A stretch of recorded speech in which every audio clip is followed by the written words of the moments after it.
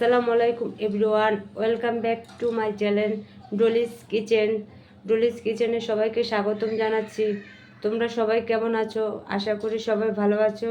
আজকে আমি তোমাদের জন্য একটি নতুন রেসিপি নিয়ে আসলাম, চিকেন অনিয়ন, যেটা সারা বছর যেই সবজিগুলো পাওয়া যায় সেই সবজি দিয়ে আজকে আমি চিকেন অনিয়ন তৈরি করে দেখাবো।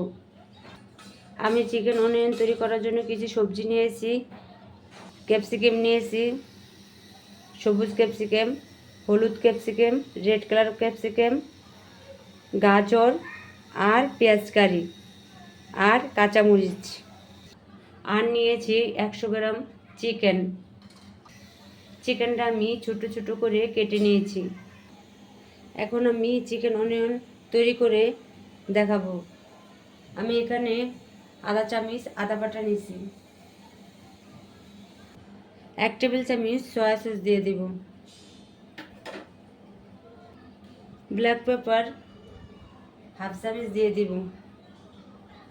চিনি 1 টেবিল চামচ দিয়ে দিব,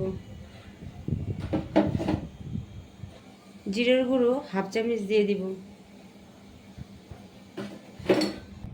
চিলি সস হাফ চামচ দিয়ে দিব, মরিচের গুঁড়া হাফ চামচ দিয়ে দিব,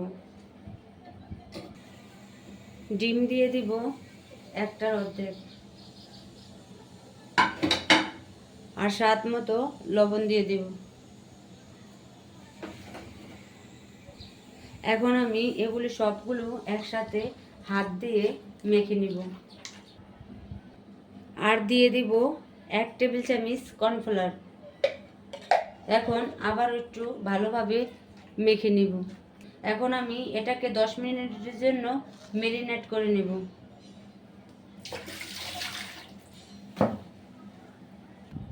আমার ম্যারিনেট করা হয়ে গেছে। এখন আমি চিকেনটাকে ভেজে নেব। এখন আমি পরিমাণ মতো তেল দিয়ে দিব আর ম্যারিনেট করা চিকেনটাকে দিয়ে দিব।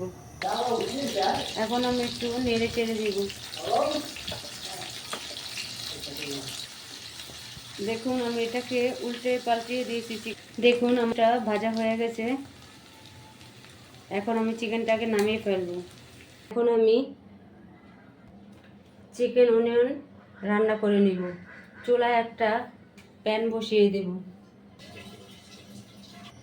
এখন আমি পরিমাণ মতো তেল দিয়ে দিব আর দিয়ে দিব রসুন কুচি।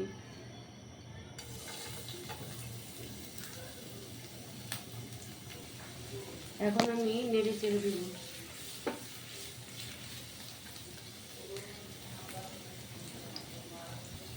এখন আমি সবজিগুলো দিয়ে দিব।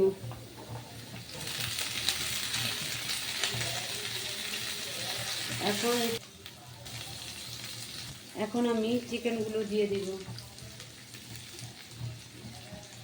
আর ভালোভাবে নেড়ে চেড়ে দিব। 1 টেবিল চামচ দিয়ে দিব সয়া সস। দিয়ে দিব সামান্য পরিমাণ লবণ।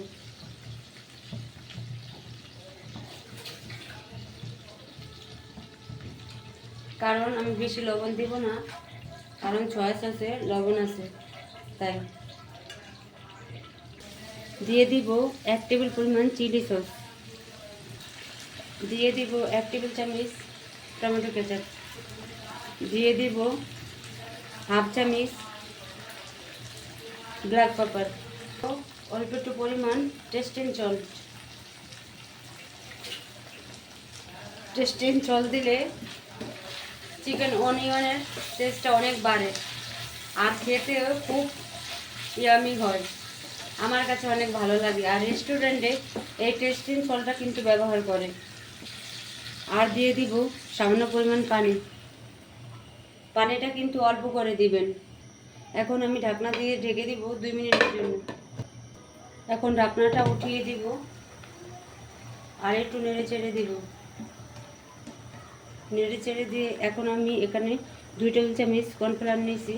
এখন কর্নফ্লাওয়ারটা অল্প অল্প করে নেড়ে দিব।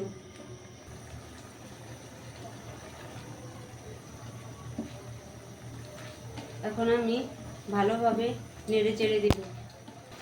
এখন আমি আর 2 মিনিট রান্না করে নেব।